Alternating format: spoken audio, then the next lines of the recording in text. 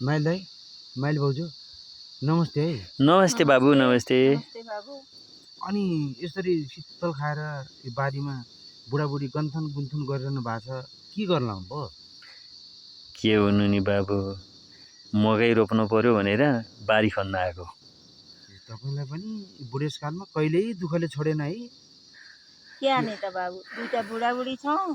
ल बुढी पानी प्यास ला भन्नु, अनि पानी लिएर आएको। म त खन्न त्यति सक्दिनँ।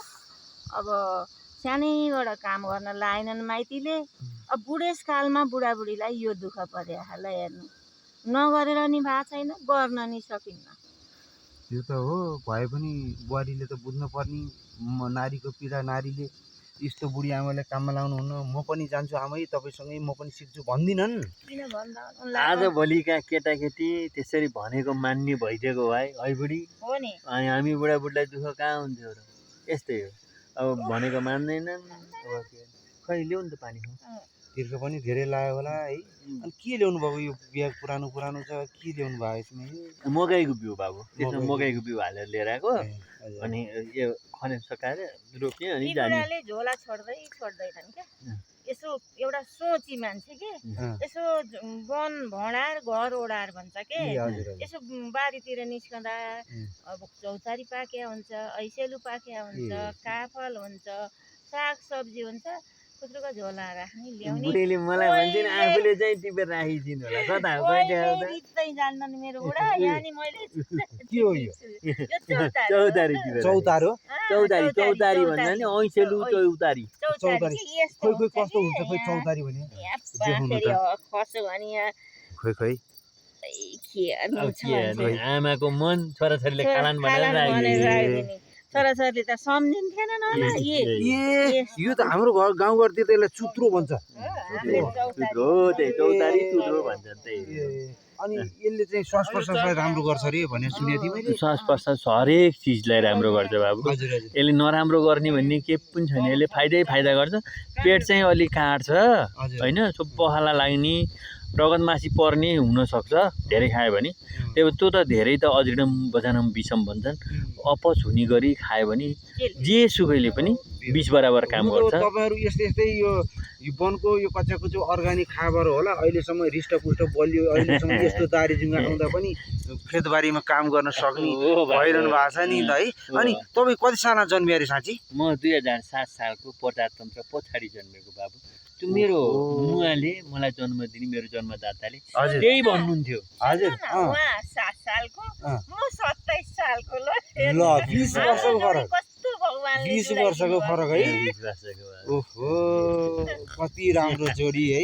यस्तो जोडी त भगवानले अरू पनि दिलाइदिए हुन्थ्यो भन्ने लाग्छ के मलाई त। हुन्थ्यो के हाम्रो आशीर्वाद ल्याउने भए त हो नि। त्यही त बुढी, हामीले त सबैलाई आशीर्वाद दिन्छौँ। यस्तो के हाम्रो पालामा बोल्न देऊ न मलाई। हजुर पहिला हाम्रो पाला के हुन्थ्यो भने बाबु, हजुर हजुर स्वास्नी हेर्नु सानो, जुत्ता हेर्नु ठुलो भन्थे। त्यही भएर मैले यिनलाई सानी बिहा गरेको थिएँ। अहिले त बुढी भइसक्यो नि, हेर्नु है गाला पनि पाल पर्यो। माइले बा बिहेको कुरो गरिहाल्नु भयो है।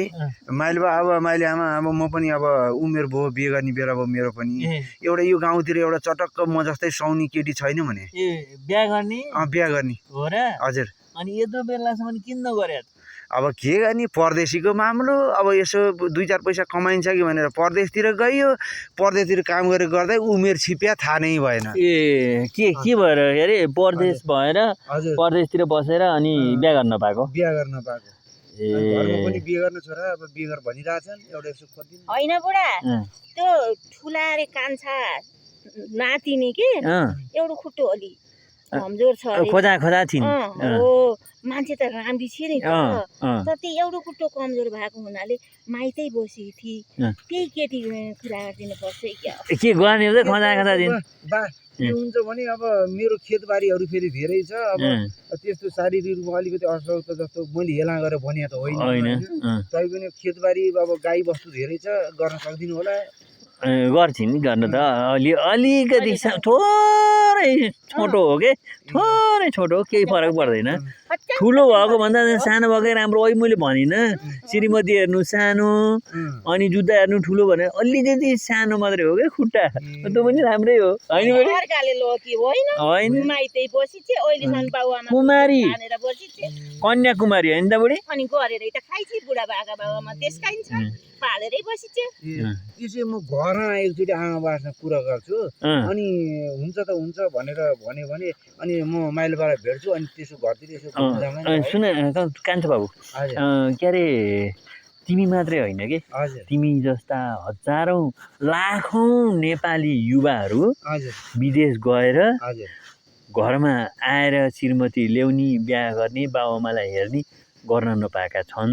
हजुर ती सबै नेपालीहरूलाई अब आफ्नो देश फर्क, यदि समयमा आएनौ भने यी यस्तै बुढो हुने बेलासम्म बिहा गर्न नपाएर त्यही पुँजी खोरन्डी आँखा नभएकी अर्काले छोडेकी दुनियाँले ओछ्यान बनाइसकेकीलाई भिरेर बस्नुपर्ने हुन्छ। यदि समयमै आएर राम्रोसँग विवाह गर्ने, चटक्क परेकी श्रीमती ल्याउने भने छिटो नेपाल फर्क, देश बनाऊ, विदेश नबनाऊ भन्न चाहन्छ म, होइन त बुढी? होइन एकदम नै यो सोधै आना हो है बाबु। माइली आमा तपाईँले 16 आना भन्नु, म त 17 आनै ठिक हो भन्छु। तपाईँहरू आफ्नो देश यसो जन्मभूमि छोडेर अर्का देशमा रगत पसिना बगाउन नजानु। यस्तो पाखाबारीहरू बाँझैछ, आएर बरु खन्नुहोस्, खेतीपाती गर्नुहोस्, तरकारी खेती लाउनुहोस्, लर बेच्नुहोस् न, 2-4 पैसा यहीँबाट आम्दानी भइहाल्छ। हाम्रो नाति कति राम्रो लाग्यो, यत्रो पैसा हाम्रो नाति हाम्रो। ल अब हुँदा हुँदा हाम्रो तपाईँहरूको पाला बे यसको नि बिहे गर्ने बेला भइसक्यो है। भइसक्यो। हजुर दर्शन नमस्ते, राम राम, तारिमाम लसो फ्याफुला जोजोलपा सेवा र झोले जयमसी आदेश सलाम अलैकुम हजुर। जननी जन्मभूमि स्वर्गादपि गरेपछि जन्म दिने ठाउँ, आफू जन्मेको ठाउँ, जन्म दिने आमा स्वर्गभन्दा प्यारो ठान्नुपर्छ। त्यसैले विदेश बस्ने होइन, स्वदेशमा बस्ने, यहीँ पाखोबारीलाई खनखुरज गरेर के गरेर हुन्छ, देश निर्माण गरौँ, बाहिर धेरै नबसौँ। खास त हाम्रो यही हो भनाइ, अरू केही पनि होइन, होइन त बुढी? डोक दिएँ। ओहो माइली बा, तपाईँले आज मेरो आँखा खोलिदिनु भयो नि।